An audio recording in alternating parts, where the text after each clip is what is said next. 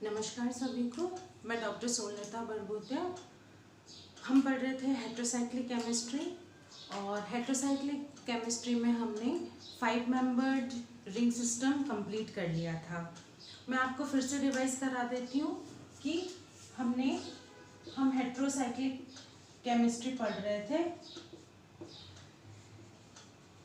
Heterocyclic chemistry के जो compounds हैं उनको हमने 3 टाइप्स में डिवाइड किया था। एक थे 5 membered ring system, 5 membered ring system, एक थे 6 membered ring system, 6 membered ring system और एक थे बेंजोफ्यूज्ड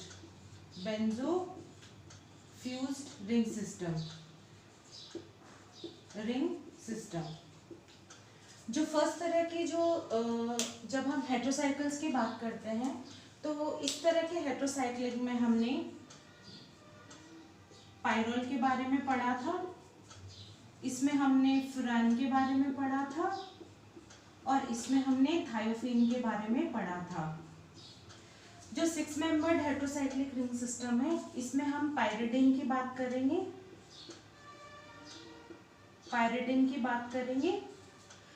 जो बेंजोफ्यूज्ड रिंग सिस्टम है इसमें हम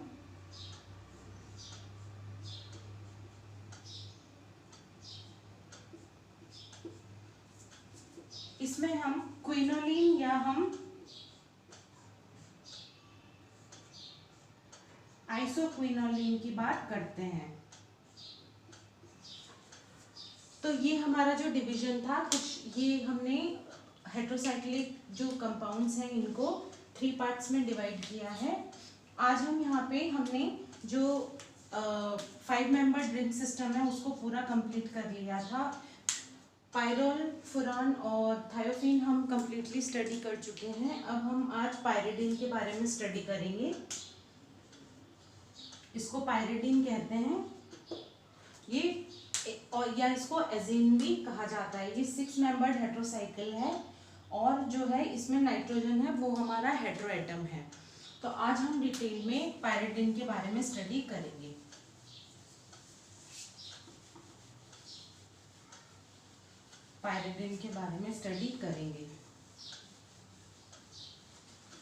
अर्ली इंट्रोडक्शन में मैं बता दूं कि पायरिडिन को कैसा जो स्ट्रक्चर है, पायरिडिन का स्ट्रक्चर होता है बच्चों कुछ ऐसा।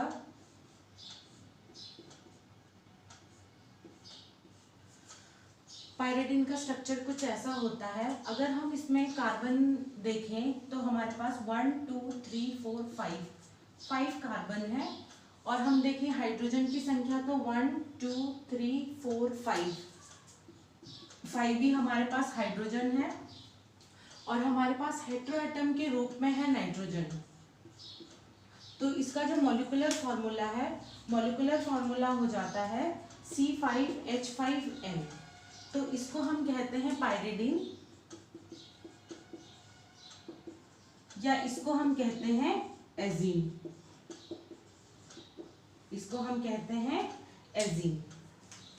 इसको पायरिडिन भी कहा जा सकता है, इसको एजीन भी कहा जा सकता है। इसी की इक्विवेलेंट में एक और स्ट्रक्चर लिखूं इसकी तो देख लीजिए, CH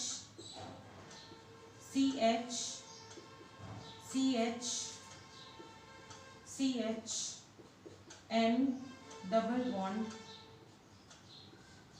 ये जो है इसकी कार्बोसाइक्लिक रिंग चेन मैंने बनाई है। इसको हम ऐसे भी रिप्रेजेंट कर सकते हैं, इसको हम इस तरह से भी रिप्रेजेंट कर सकते हैं। और जैसे कि हम देख सकते हैं कि हर जो कार्बन है, अगर कोई भी एक कार्बन ले लें तो उसमें एक CH जो बॉन्ड है, तीन तरह के जो है सिग्मा बॉन्ड्स हैं, यानी एक दो तो बगल वाले कार्बन से और एक हाइड्रोजन से। तो इस तरह से तीन सिग्मा बॉन्ड होने के कारण हर कार्बन का हाइब्रिडाइजेशन sp2 हो जाता है। और हमारे पास नाइट्रोजन को अगर हम देखें तो नाइट्रोजन के पास लोन पेयर है, एक कार्बन के साथ बॉन्ड है और एक इधर वाले कार्बन के साथ बॉन्ड है। इस तरह से इसका भी हाइब्रिडाइजेशन sp2 हो जाता है। तो हम ये देखते हैं कि इसमें ऑल जो एटम है, रिंग एटम्स है, वो sp2 हाइब्रिडाइजेशन स्टेट में है। तो ये हमारा कुछ पाइरिडिन का स्ट्रक्चर है। इसके बाद मैं इसका आइसोलेशन की बात करूं तो पाइरिडिन का जो आइसोलेशन है सबसे पहले किया गया था कोल्टार से। हम इसको सबसे पहले कोल्टार से आइसोलेट करते हैं। तो हम ये देखते हैं कि कोल्टार एक लाइट ऑयल है। इस लाइट ऑयल को अगर हम सेपरेट करें इसको, सबसे पहले अगर हम कंसंट्रेटेड H2SO4 के साथ डिस्टिलेशन असेंबली में सेपरेट करें तो हमें मिलेगा एल्काइल पायरिडिन। उसके बाद हमें मिलेगा एरोमेटिक हाइड्रोकार्बन। इसके बाद हमें मिलेगा एरोमेटिक हाइड्रोकार्बन, फिर हमें मिलेगा फिनॉल। तो हमें ये कुछ मिक्सचर है इस तरह से प्राप्त होता है। इस मिक्सचर को जब हम NOH के साथ सेपरेट करते हैं, फ्रैक्शनल डिस्टिलेशन करते हैं, तो हमें जो है एक ऑयली क्या है सब्सटेंस मिलता है। ऑयली सब्सटेंस मिलता है जो कि एक पाइरिडिन का ही फॉर्म है। फिर इस पाइरिडिन को सेपरेट करने पर हमें प्योर पाइरिडिन प्राप्त होता है।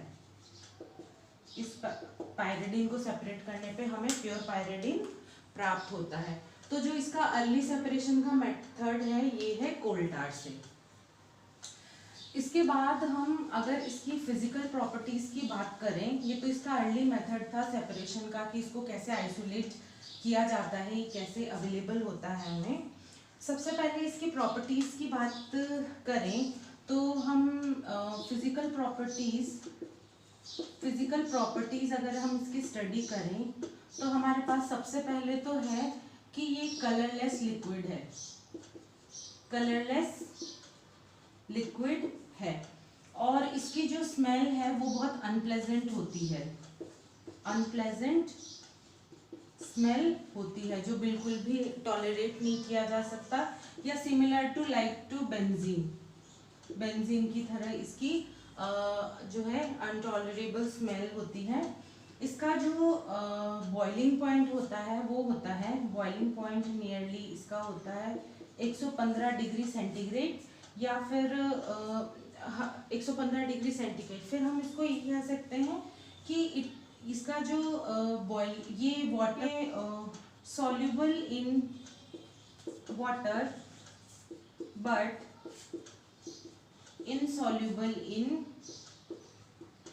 ऑर्गेनिक सॉल्वेंट्स, इसीलिए ये इनसॉल्युबल इन ऑर्गेनिक सॉल्वेंट। ये इनसॉल्युबल होने की वजह से ये क्या है, as a solvent for organic compounds use किया जाता है, इसलिए ये solvent for organic compounds,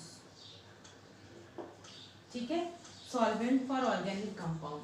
fifth इसकी फिजिकल प्रॉपर्टीज है कि इसका जो डाइपोल मोमेंट जो है वो नियरली हमें मिलता है 2.2 डिबाइड, क्योंकि हम देखते हैं कि यहाँ पे कार्बन के अलावा हमारे पास एक इलेक्ट्रोनेगेटिव एटम है। ये इलेक्ट्रोनेगेटिव एटम की वजह से जो इसका डाइपोल मोमेंट हमें 2.2 डिबाइड प्राप्त होता है। तो ये कुछ इसकी इंपॉर्टेंट फिजिकल प्रॉपर्टीज हैं।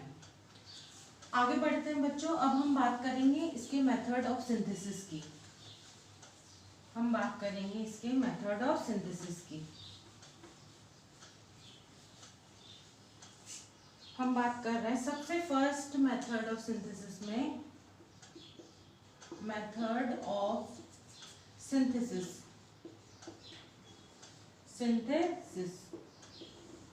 ठीक है। सबसे फर्स्ट मेथड ऑफ सिंथेसिस है फ्रॉम एसिटाइलिन। सबसे फर्स्ट मेथड इसका एसिटिलीन से 2 मॉलिक्यूल्स प्लस हमारे पास है हाइड्रोजन साइनाइड प्लस हम 2 मॉलिक्यूल्स ऑफ एसिटिलीन ले रहे हैं, 2 मॉलिक्यूल्स ऑफ। इसको अगर हम रेड हॉट ट्यूब में पास करें तो हमें पाइरिडिन प्राप्त होता है,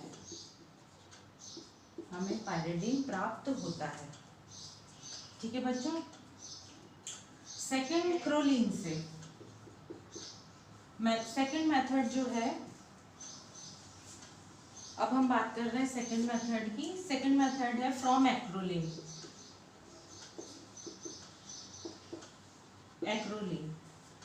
एक्रोलीन हमारे पास ये है, 2 मॉलिक्यूल्स ऑफ एक्रोलीन हम लेते हैं, उसके साथ हम अमोनिया पास कराते हैं, तो हमें बीटा पिकोलीन प्राप्त होता है, यानी हमें मिथाइल पायरिडीन प्राप्त होता है, जिसको ऑक्सीडेशन से अगर हम इसका अगर ऑक्सीडेशन करवाएं तो हमें ये,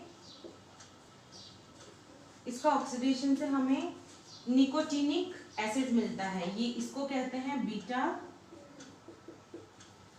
पिकोलीन, और इसको कहेंगे हम nicotinic acid, nicotinic acid, tinic acid, जिसको अगर हम हीट करें -CO2 यानी कार्बन डाइऑक्साइड एलिमिनेट होते ही हमारे पास पायरिडीन उपलब्ध होता है।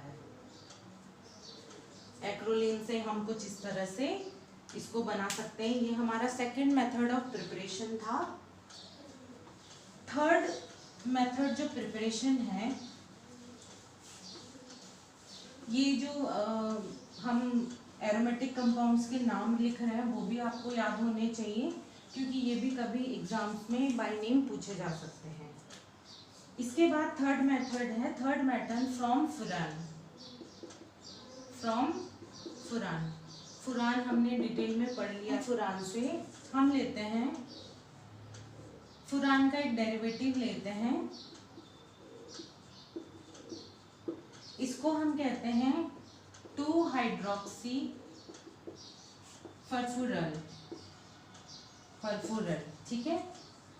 अगर इसको अमोनिया के साथ हम 773 केल्विन पे हीट करें तो हमें पायरिडीन उपलब्ध होता है।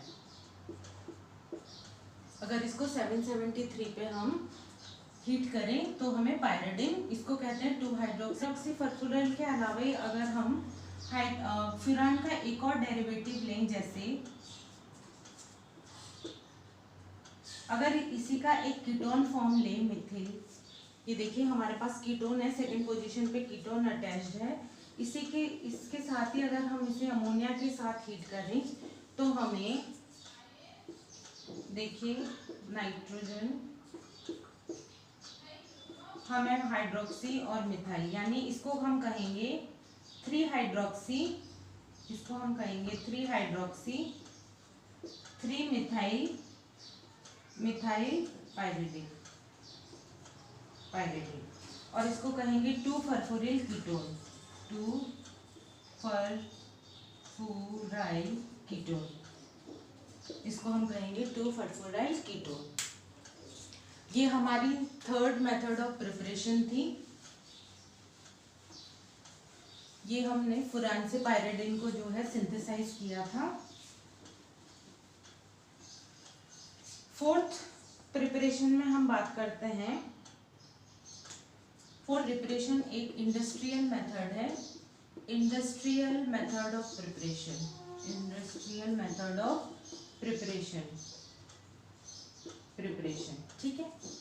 इंडस्ट्री 2 मॉलिक्यूल्स ऑफ एसिटिलीन, उसके साथ हम लेंगे अमोनिया और उसके साथ हम लेंगे मिथाइल अल्कोहल।